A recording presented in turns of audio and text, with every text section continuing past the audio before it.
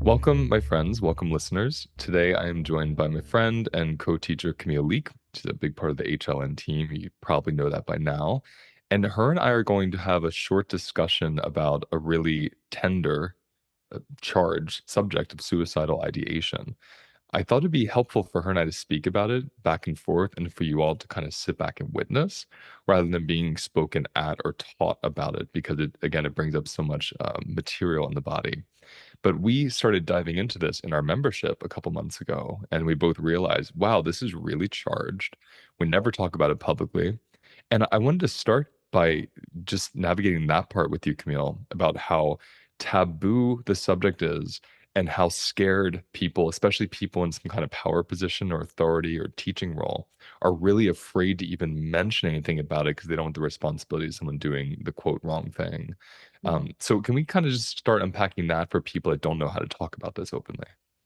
Yeah, and I mean, for me, you really hit the nail on the head where we don't want to touch it because we're afraid of saying something wrong, and then let's not mince words, where fundamentally somebody ends up taking their life, and so then we just completely abstain from mentioning it because none of us want to be held responsible, quote unquote, for the person doing that.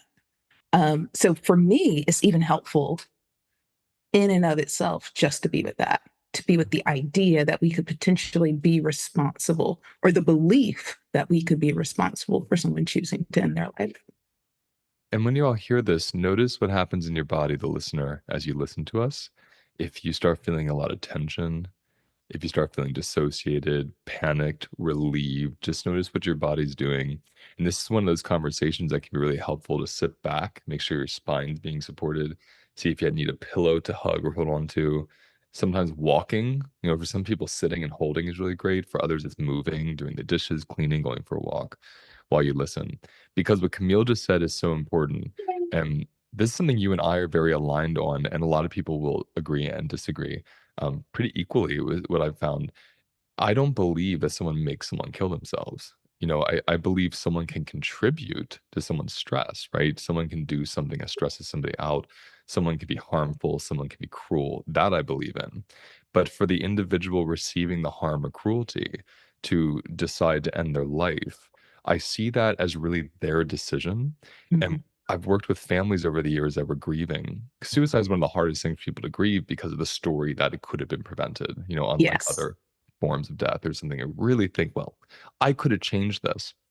And when someone is, and I guess we're going to the first uncoupling or the first understanding of what we're really holding here. There's suicidal ideation, then there's suicide attempts, and then there's Yes. successful suicide. So let's like break those three things down. But first, let's riff a bit on this piece about not being responsible for someone killing themselves. Yeah. People Yeah. listening, And what do you mean? Of course you can be. exactly. And What I do you think, feel? and you touched on this, there are two parts of that responsibility, that part where I did something wrong and that contributed to them killing themselves, or like you were talking about, what I find a lot of us think, I can save them. Like Yes. I can, and to me, that is just, whether it's in this context or, like I've talked about it in other forms of work, this idea that there is something we can say or do to save someone, or even take a step back, that we can change their mind, we can change their behavior. That's just so much for me to put on myself. For example, there's no way I could do this kind of work. There's no way I could be a diversity, equity, and inclusion practitioner if I felt that I had it was my responsibility and I had the capability of changing people's minds and behaviors.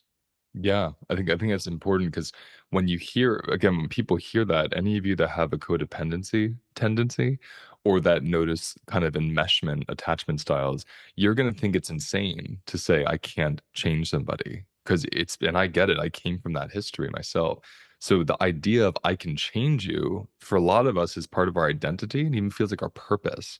So to suddenly think, "I can't change you," a lot of minds go right to the place of passivity. I watch someone hurt themselves and I do nothing to support it. And that can be further from what we're talking about, Yeah. right? Because I can, through the same lens of I can change you, I can support you, Do I expect you to change for my support? That's up to you. Or do I just love supporting you from my heart? There's a Yes. difference there. Yeah. And this takes me to when I was 19, I was in, when I have long hair, I look like Jesus. And I was in a park. I was in a park in Lancaster, Pennsylvania, where I was first studying photography. And this woman came up to me, and I was a chain smoker at the time. And she said, "Oh my God, I'm dying for a cigarette. Can I have a cigarette?" And I said, "Of course." And when you're a smoker, you make lots of friends really quick. People you wouldn't think you'd make friends with. They come up to you, they're jonesing for a smoke, and you sit and you have like a 10-minute smoke together. And we had this really deep conversation about her being depressed and not being from the area. And she was kind of acting strange and started softening. I told her where the corner store was, which I worked at. She went and got some cigarettes. And she got my phone number. I gave her my phone number. And this is right before I moved to New York City. And she called me and left a message. And she said, "Luis, Jesus," because she called me Jesus right away. Uh, I just want to tell you that I had a hotel room booked to kill myself that night. And I came by the park. I saw you. I wanted to smoke. And something about connecting and the way, we connected to each other, I felt this thing in my heart I hadn't felt for a long time. She was really numb. And I felt, and it made me want to live. Thank you. And I remember hearing it, and my initial instincts, I was such a fixer. I felt so responsible. My initial instinct was I need to call her Mm, and make sure to stay in her life so she doesn't kill herself. I felt this huge responsibility. Uh, and I didn't call her. And it was the very beginning years of me practicing interrupting the reflex of people pleasing. Um, I didn't even know what it was at the time. But I noticed a couple months later, she called me, left a message. Luis, Jesus, I'm really struggling. Need you. I need you. Like, please call me. I need you. And I didn't. And mm, I remember I said to her, I either left a message or I sent a text, but I don't remember having a cell phone then. So I think I left a message. And I said to her, I have a friend who lives in Lancaster who really wants to help you. Because I was telling my friend about this. I'm going to give you her number right now. And she wants to support you. I'm not in a place right now to support anybody. And because I wasn't, had no home, I had no money. I was like not in a good place for me to give someone else that kind of attention. And my friend met with her a couple times, and then it kind of just petered out. I never know yeah. what ended up happening, but I'm using this example because I remember that feeling of being flooded with this huge weight of it's up to me for this person to live, and in that is simultaneously the belief this person has no power over their own life. Mhm. Can you just reflect on that part with me a little bit? Yeah. For so even in that reflection, what sort of stood out for me was without the knowing that this individual was considering suicide, that just the relating was what they needed or what they were seeking in that moment. But then with the awareness that this individual was contemplating suicide, then that's where this flood of Yes. responsibility came up. And it went from just relating to this person, this other being, to a term I'll use, like a more paternalistic, well, it's now my responsibility to save them. And so for me, that goes from a place of like, not like connecting to pity. And that's Yes. the distinction. Yes. Thank you for that. That's important because Mhm. was so groundbreaking for me when I look back on that. She sat next to me and there was no pity. I was just connecting to this Yeah. woman. I knew nothing about her history. I had no performative need to make her feel good about herself. We were just like laughing and talking and kind of like co-regulating, co-dysregulating about life together. And it made her feel safe. And I'm so glad you said that because then when I would end up going into private practice, I've said before on here, I never got licensed as a psychologist. I dropped Mhm. out because I didn't want to be held to the bureaucratic, what's the word I'm looking for? Not tendencies, but requirements Mhm. of what I had to report. Because I saw too many people have, mobile psychiatric units show up to their house because they were feeling suicidal. And Yes. then that shut them down to therapy for life. And this is even part of no one wanting to talk about it, is when you talk about it, a lot of the people who are experiencing it now are suddenly viewed as like a danger to themselves Yes. and become confined or become overburdened with people's gaze on them or checking in with them or making them, go through these hoops like psychiatric evaluations, even sometimes being institutionalized for that. And it can have a really bad effect on their mental health afterwards if they couldn't just sit in it with somebody. Hmm. So I was like, had the privilege, not being licensed, people came to me for that reason that specifically had suicidal ideation and failed attempts and didn't know if they wanted to attempt it again. But they knew if they called their therapist or psychologist, they wouldn't be able to just have 20 sessions about this. After session one, they'd have to get like an evaluation or they had to be reported. And this is no means, by the way, me saying if you're feeling that way, don't talk to your therapist. I'm just saying there's a reality, at least in New York, where at the time it had to be reported to an agency and it made people feel completely exposed. Yeah. So as they would come to me and I would work with them, I would work with them from that place you just said. I didn't pity them and I didn't feel responsible for their life. I felt responsible for giving them a space in that moment with me just to tell me their story. We went over plans. They would show me the photos, the pictures, like how they wanted to do it. We went over the feeling behind it. Like we really sat with it. And every single person I worked with who I sat in that way with it never ended up attempting suicide again. Mm. They changed their lives instead. And I'm gonna get to why in a moment. But this brings me to that place of there's Yes. ideation, there's attempt, there's actually succeeding in it, Hmm. right? Let's play with that together. Ideation. How do you categorize? Yes. So for me, even ideation can be on a spectrum. There can be I'm actually thinking of the hows, like what steps I would take. But I also, for me, ideation is on another end of the spectrum where we can have those thoughts or those feelings or sensations that come up. Like it would just be so much easier if I didn't have to wake up tomorrow, or if I could just sleep for the next year, the next 2 years. And I share that as a personal example. That was something I was experiencing while I was in college. But I also knew I couldn't articulate that to anyone because then I would have to be under lockdown for 48 to 72 hours. And there was a part of me that knew I'm not seeking to actually end my life, but something is happening. And this is the way I can convey it to you. Like it would just feel so much easier if I didn't have to wake up tomorrow. But there was nowhere, like you said, nowhere for me to explore that, to explore the ideation, to explore like what does that give me. That's important for me because I find the inability or the lack of space or place or person to explore the ideation with is what leads to the attempt. Mm. Because when you have a place and a person to explore ideation with, you start to actually learn about the roots under the ideation, which just to simplify it here, it's someone that wants a break. That Yes. it's all it Yes, comes down to, right? At the end of exactly. the day. I'm getting bullied, I want a break. I'm overworked, I want a break. Too many people are dying around me. I can't handle one more death. I need a Mm. break. And I came from suicidal ideation and one very innocent suicidal attempt, but at the age I really thought it was, going to do it. Yeah. And they're different. They jump. It goes from I want this to be over, like you said, like a kind of a blanket statement. Oh, I want Mhm. this all to end. I don't want to wake up. That's someone that's exhausted, lacking capacity for life, needs a break. Then when you're alone with that long enough and the environment doesn't change, so school doesn't end for the semester, or you don't stop getting bullied, or the sort of situation, people don't stop dying. That mounting stress that you can't handle already with and you don't get a break from now turns into I need to now plan my suicide. Mhm. So there's like you said, there's the ideation, I want this to be over. Then there's I start imagining how I'm going to do it, and then I start taking steps toward the Steps towards it. attempt of it. The Mhm. people I've worked with, not who committed because they didn't when they worked with me, but the family members of people I worked with who did. These people had months and months, some even years of recorded ideation in the form of plans. So it wasn't like they woke up one day and went and took their lives. It was months and years of visiting this certain place over the course of, 4 months to get to know it, understanding how long it took to get there, starting to call their accountant, changing bank account information, like a really methodical plan that they were alone with. Mhm. And so for me, this space between desire, like ideation, wanting a break, and then actual planning and the attempt, that only happens, from what I've experienced myself, in isolation, right? How do you get that, understand that?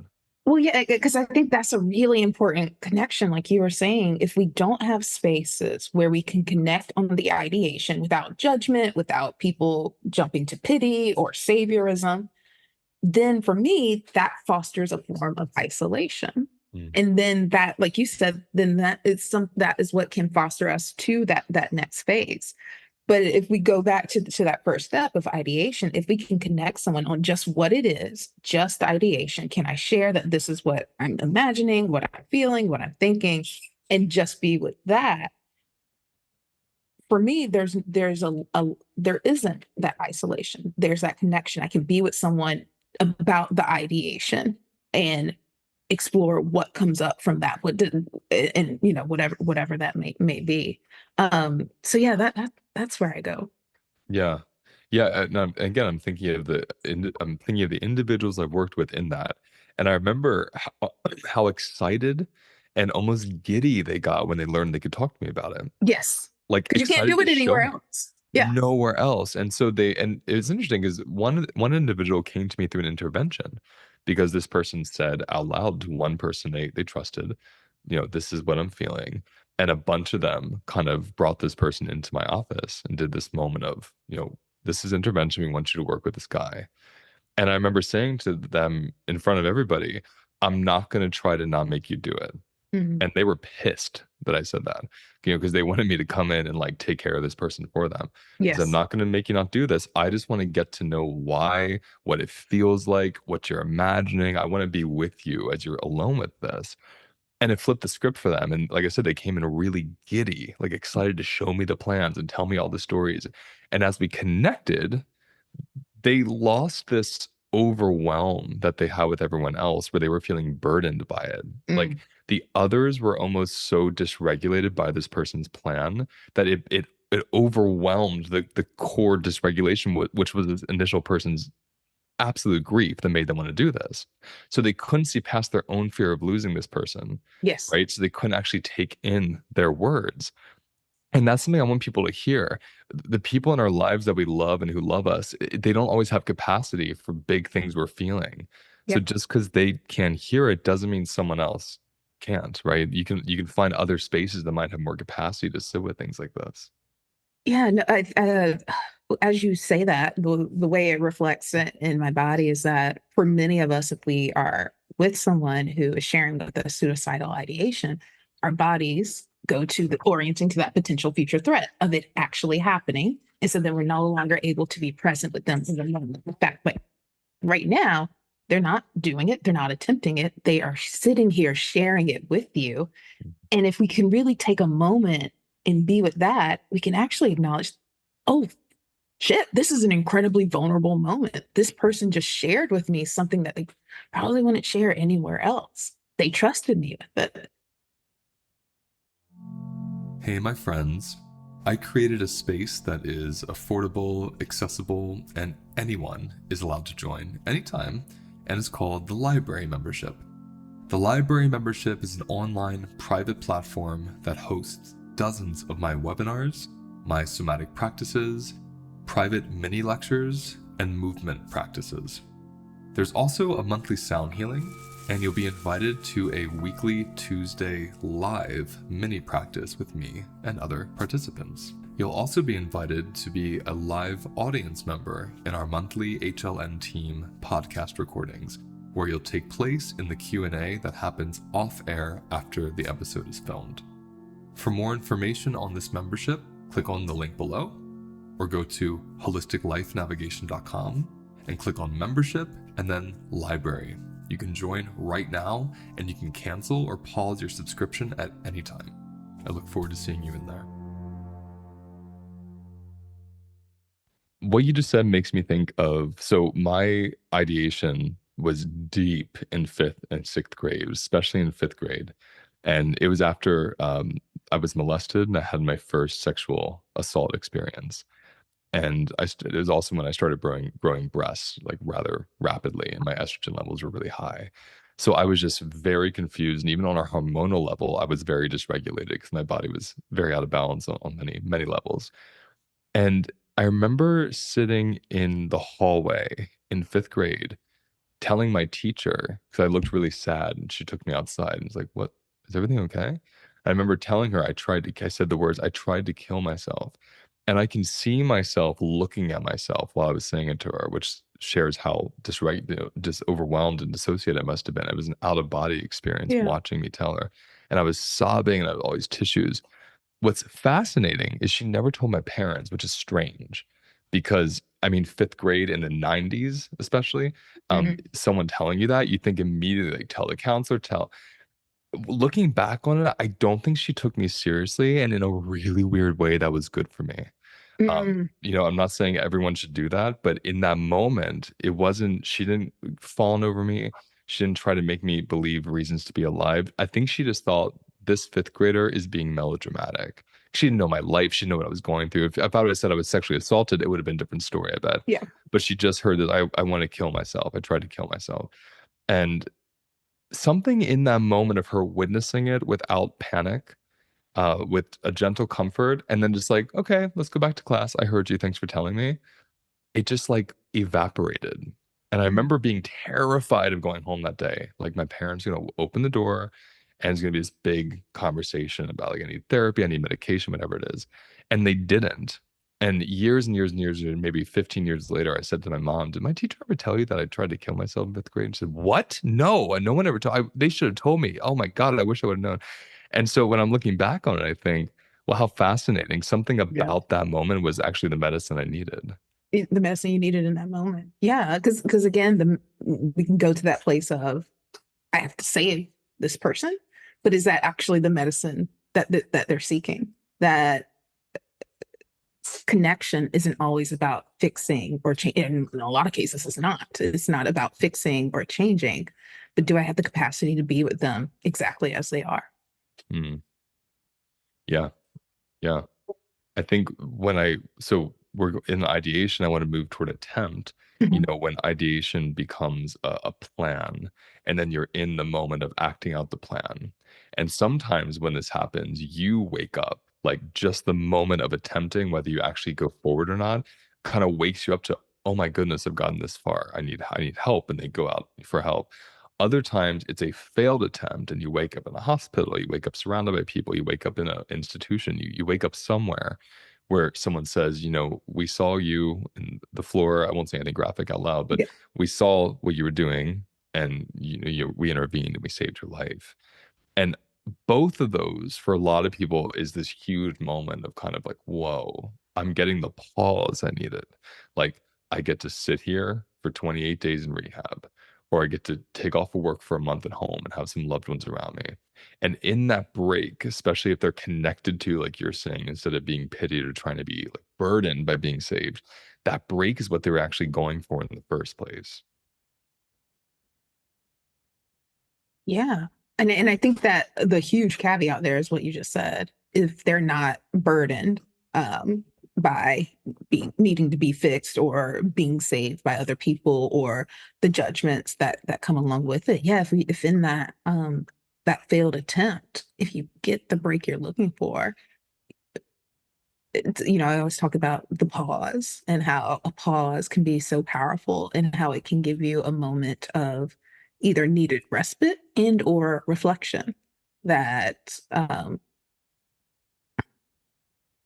what's coming up for me is that even in the failed attempt there was a form of agency, and so if I had agency to do that, what else do I have agency to do? That's right. And that brings me to the place of when someone has a successful attempt, when they go forward with it and they are not part of this world anymore. I tend to use the term self-casting Mhm. because it's this kind of intention of they need a break, they want to leave here, they self-cast themselves out of this realm into another. And I'm not saying that to be poetic or fluffy about it. It's actually how I respect people in the aftermath of that. Because the greatest piece I've worked with parents and partners, especially of partners who lost, their lover or parents lost their child to suicide, a successful suicide attempt, is through that lens of how can we see this as their agency. Mhm. And even when I'm saying this out loud publicly, I get this twinge in my stomach because I don't want that to be overcoupled with me saying to people, you should go kill yourself. 'Cause I don't Yeah. believe that. What I'm saying, this is really for people listening who are grieving someone who killed themselves or even grieving their own, like, attempt, where they tried and they failed, and now they're grieving like I would do that to myself, grieving that they failed. There's something about respecting this is what I chose to do with my agency instead of disrespecting it. So you can move through the piece of connecting to the individual, whether it's afterwards or it's during or it's before. I would love you to add some nuance to that. Yeah, I think there are a lot of overcouplings that we have with choosing to end our lives, whether it's guilt or whether it's this means I was weak or whatever it may be. But that idea of attuning to that this was this person's choice. This was a way for them to use their agency, not to say whether it was right or wrong, but that's what it was. It was their choice. It sits for me very differently in my body. And it actually brings up for me when I think about my lineage, and a lot of my lineage stems from individuals from the west coast of Africa who were brought over to the United States unwillingly. Some of them did not make it to the what we call today the United States because they chose to jump off the ship and into the sea. And one of the images that has always been in my head and in my body, and I don't know why, has been this, for me, a very beautiful and serene image of people sitting on the bottom of the ocean in this incredible peace. And for me, that's what I have overcoupled with suicide. That was their agency, and for me, there's not a fear and a guilt in that. Like I said, it's a very serene image in my body when I think of them. Yeah, I feel that deeply in my heart when you say that. 'Cause it takes me back to 9/11. Mm, And, you and I grew up in the same year of that, same age, and coming up and coming of age in middle school and watching a lot of those videos of the people jumping. yes. I remember watching that, and there was the understandable visceral, "Oh my gosh, don't do that," right? There was that visceral, like, "Oh my gosh, this must be horrible." And then when I was meditating into it, I was imagining the agency. Like, I get to choose how this ends, right? I get to experience how I want to experience this end of my life. And I imagined, not all, I imagined some were very serene as they fell. Mm, And it's such a difficult thing for some people to go to. It feels too enabling to say that out loud, yes. or right, or it feels like you're saying it's all good or okay. And what I'm saying is, I'm attuning to the choice they made, right? That was a choice. And I don't know why, just like with your image at the bottom of the sea, something in that settles me. It's like, you know, I don't know how you and I and other people in our field can teach this work of like radical acceptance and not bring in death. To Yes. me, it's kind of a cop out. If I tell someone who lost their mom and dad, who were sex trafficked and don't have a job, how can we find joy in this? Like if I'm working with them that radically, it's the same thing where I'm at the top of a building that's going to burn down and I decide to Mm, jump. It's like, how are you relating to your reality? And I know when I was in fifth grade and I was plagued with suicidal ideation, I didn't have the capacity to relate to my reality. And that's the only reason suicide occurs as far as I'm concerned.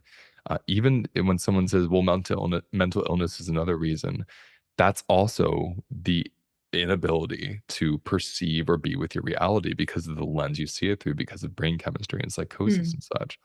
So if you don't have capacity to relate to where you are, you're going to dissociate from that.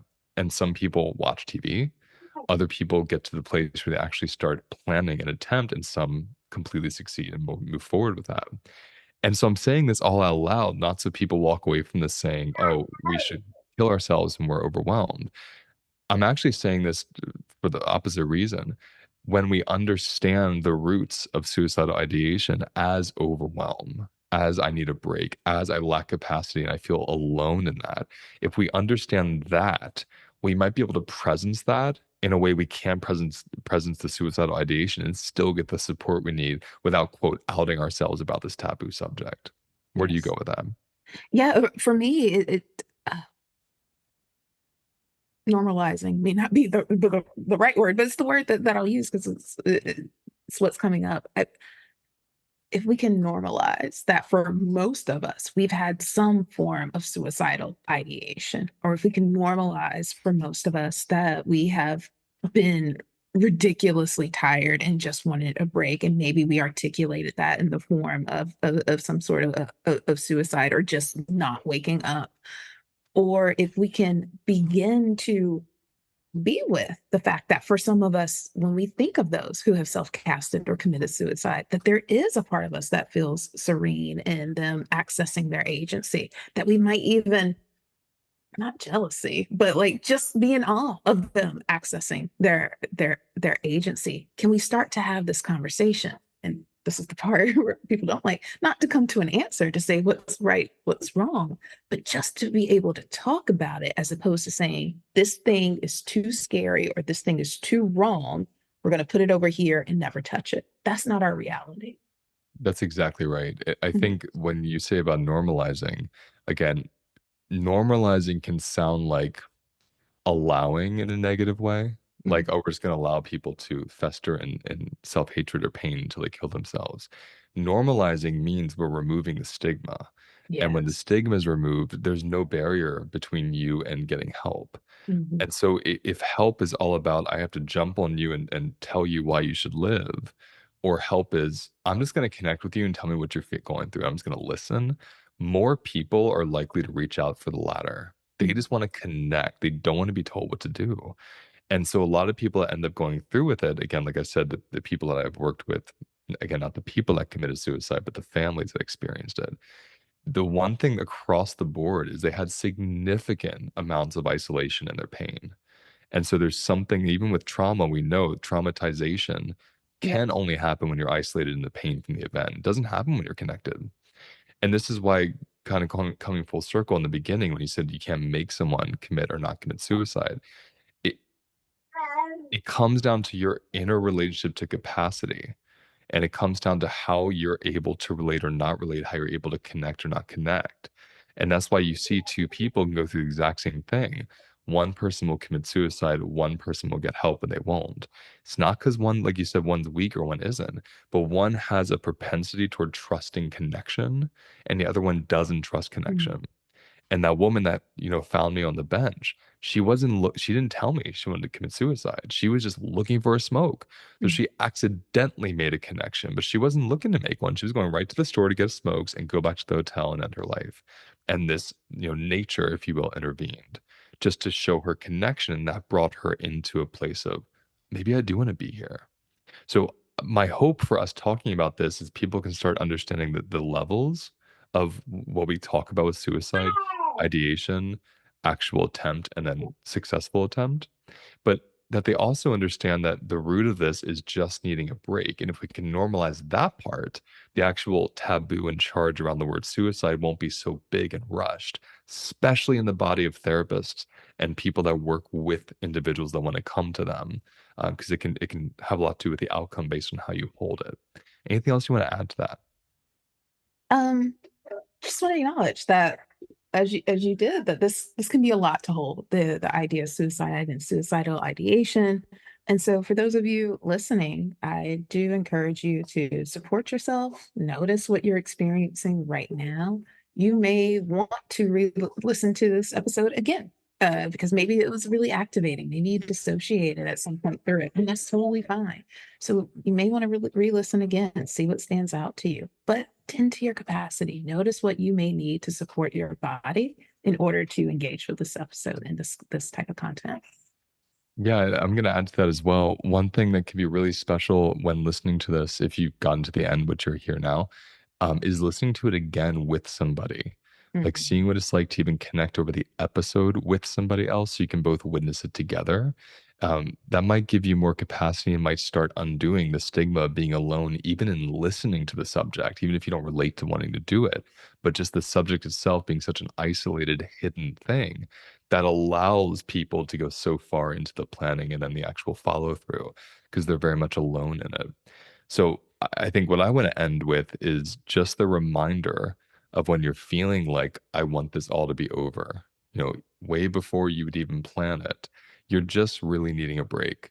And if you can center on that piece of like, what am I looking for a break from? I said this in the beginning that I would add about my client. What changed a lot of these clients' lives, but particularly the one I was thinking of, is we realized what they were needing a break from. And some people it was their job, some people it was their families, some people it was their thoughts. I mean, it's been different for each person I've worked with. But when we take steps toward learning how to have boundaries against the thing that overwhelms them, everything starts to change because now they have capacity and they want to actually be here. So it really, really comes down to capacity at the end of the day. And I hope you can all leave with that as something to consider. And you can always go back to episode 10, which is the finding safety in yourself practice. It's a great practice to listen to after this episode so you can scan your body and find the parts that want to be here. And of course, if you're holding ideation and it feels overwhelming and alone, or you're starting to plan or imagine it, or you've already had an attempt and you're feeling triggered by this episode or by things in the world around you, just begin with that reaching out to someone, just telling them you're overwhelmed. If you can't even say the word suicide, just start by saying, I need a break. I need to be hugged. I need to laugh. I need to eat good food. And then from there, establish a connection to that part of yourself that's wanting the break from this experience. So I want to thank you, Camille, for just gently parsing this really big subject apart with me. And I want the listeners to know that this is probably going to be an ongoing piece. So you should go to info@holisticlifenavigation.com. That's INFO, info@holisticlifenavigation.com. And let me know your thoughts. Give us 2 or 3 sentences, questions, how this supported you, how this didn't support you, anything we can know. And we can do some more episodes about this based on the response. But again, thank you so much, Camille. Absolutely. Thank you, everyone, for listening. That's the end of today's episode. Now let's take a moment to notice where we feel the episode in our bodies. Close your eyes. Take a breath. And let whatever wants to come up, come up. And remember, those sensations hold the wisdom that we're looking for. If you want to go deeper, visit holisticlifenavigation.com.